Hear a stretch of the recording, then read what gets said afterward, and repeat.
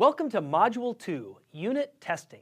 A unit test is a small piece of code that tests another piece of code for some small piece of functionality. It's automated, it's repeatable, and because it's code, it needs to be maintained. In this module, we're going to define more deeply what a unit test is, and we'll look at the anatomy of a unit test and what makes a good unit test.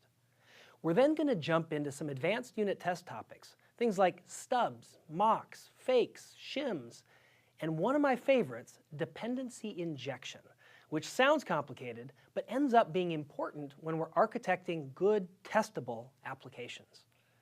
From there, we're going to talk about creating good unit tests inside of Visual Studio. And we're going to wrap it with the most important part of the module, a hands-on lab that you get to perform.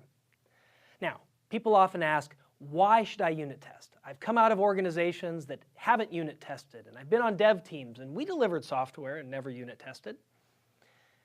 The world is changing, and unit tests provide a very concrete layer of support under your code that lets you know if you change one thing, if something's going to break. And that unit test framework, which we saw on the testing tree, makes up the vast majority of our test cases.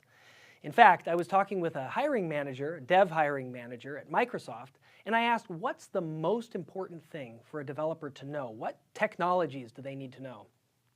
And he responded that it wasn't the technology, but the ability to effectively unit test was the most important thing for success that he was hiring for. It's becoming table stakes in software development, so unit testing is critical. And remember, it's a skill that you, as developers, need to know, not just as testers. So let's get started.